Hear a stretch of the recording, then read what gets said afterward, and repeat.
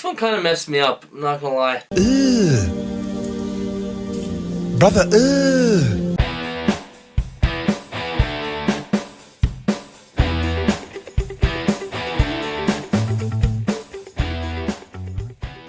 The First Omen. This is a prequel to the very successful and classic film released in 1976, and in this film we follow a young nun who starts to question her own faith when she uncovers a terrifying conspiracy in Rome, which may suggest to bring about the birth of evil incarnate. That's all I'm gonna say without spoiling anything, but The First Omen.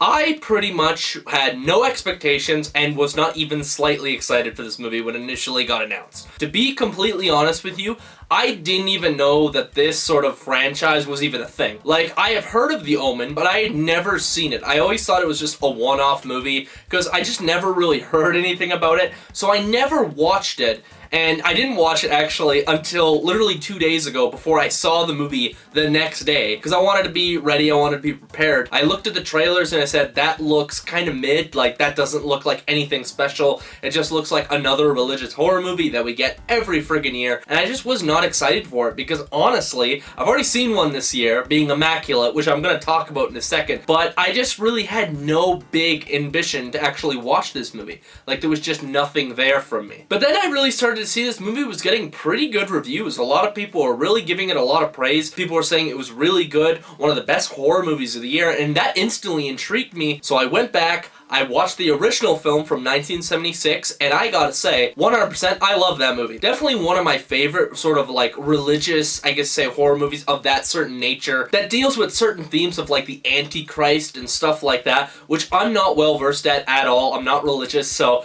I have no idea about that sort of stuff, but that movie itself was really freaking good. So I actually came into this movie slightly excited. I wanted to see what they had to offer in this movie, and stepping out of the theater, I had a lot of freaking fun with this movie, and I think this movie's actually one of the better prequel, like, reboots we've had in a while, honestly. Like, this is definitely a really good movie that I actually thought was really surprising. If you follow my channel, I did mention that I was going to review Immaculate here, like, within the next week, and I'm just going to say right now, to anyone who saw that, I'm not going to be doing that, because honestly, The First Omen, in terms of a movie, and in terms that they're pretty similar, like, they're both religious horror movies dealing with, like, a nun character, and, like, some dark evil, you know? They're pretty friggin' similar. But I'm going to talk about this movie because I think there's a lot more to learn about this movie, and there's a lot more fun to be had in this movie. But getting back to The First Omen, like I said, this movie really surprised me on a number of different levels that I really was not expecting. Because I just want to say as a broad statement, I don't usually like these sort of movies. I don't love religious type horror movies when it has to do with a nun and something to do with like religion or a concept of religion or just something like that. And I want to tiptoe around that because I know a lot of people believe in that. I don't want to step on anybody's toes. But keeping that in mind, I don't watch a lot of these religious horror movies for that reason because there's only so much you can do in this genre, in my opinion, and this sort of like subgenre of horror. And to be honest, it never really interested me. There's a couple I've seen, don't get me wrong, but for the most part, I don't typically go out of my way to watch them, but I'm damn happy I saw The First Omen, and this movie kind of fucked me up. Like, I'm not gonna lie, like, I've seen much worse, do not get me wrong, but there are certain things that happen in this movie that really, I'm not gonna say scarred, but I'm definitely gonna say that they're gonna stay in my head for a while, because this movie's got a lot. Like, it's very, it's a lot. Let's just say that. I know I've already said that, but this movie's a lot. We're going to talk about it right now, what this movie really does well. And starting off, I think the best thing about this movie, 110%,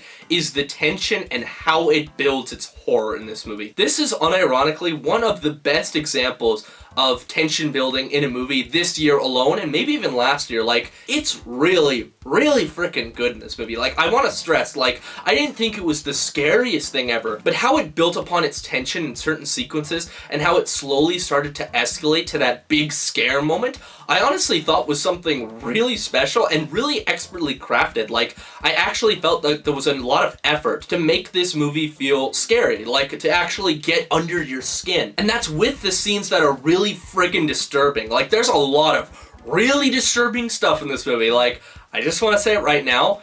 And honestly, just from hearing that, like, people are going to have their own assumptions. It's probably a lot worse than you think. Like, there's a couple moments in this movie that had the entire theater squealing. Like, I'm not even joking. It has never happened to me before in one of these movies where the whole theater at once had reactions like this. Whoa! Ew! What the fuck?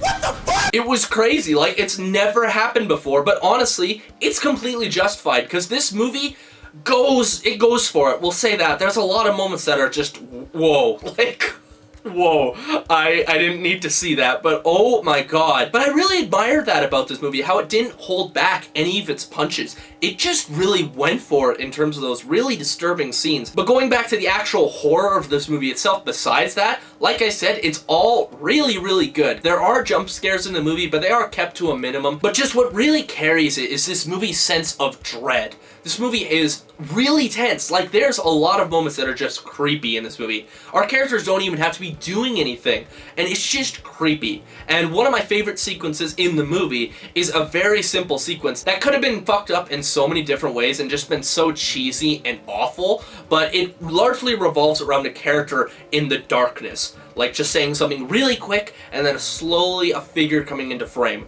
And how they did that scene, honestly, was fantastic. Like, I was like, okay, like, this is a bit much. Stop.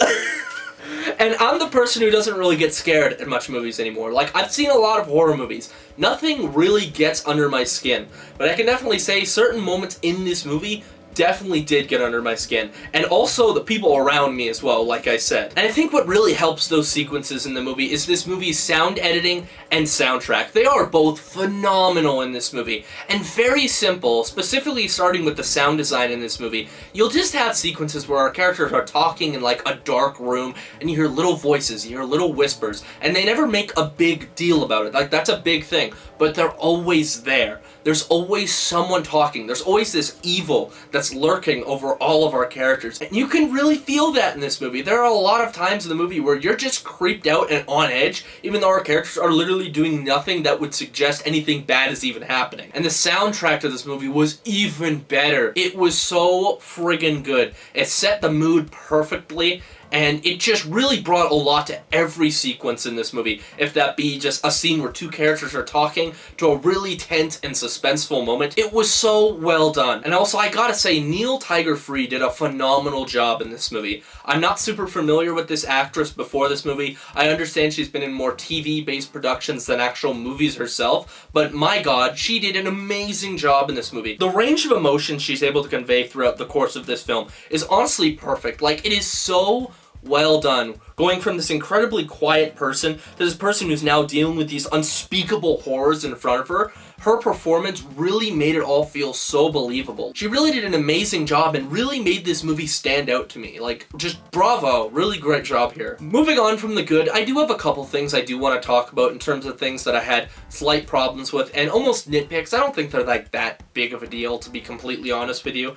The first one starting with the beginning half of this movie is pretty goddamn slow. Like, throughout the entire movie, it goes a very slow pace, but that first act I felt really dragged. And it actually made me not a huge fan of this movie at the beginning. When the movie really starts to pick up, it gets a lot freaking better. But just that first act really takes a while to get going. And it really just makes the movie feel kind of boring the first little half. But if you can get through that, you get a great experience out of it. Because the second and third half of this movie definitely make up for that slow burn. It's really, really great. And another thing I do want to stress, this movie is not going to be for everyone. Like, 100% no. Like, this is not a movie you go on like a date night with or something. No. Go into this movie expecting a pretty fucked up time. Like, there's a lot in this movie. It's not for the faint of heart. This movie is a lot for some people, and I can see that really dissuading people from seeing this movie, because some people just want to go see a cheesy horror movie, and that's fine, but I do want to say right now, this probably is not the movie you're looking for. This movie is a lot more than just cheap scares, I think, personally.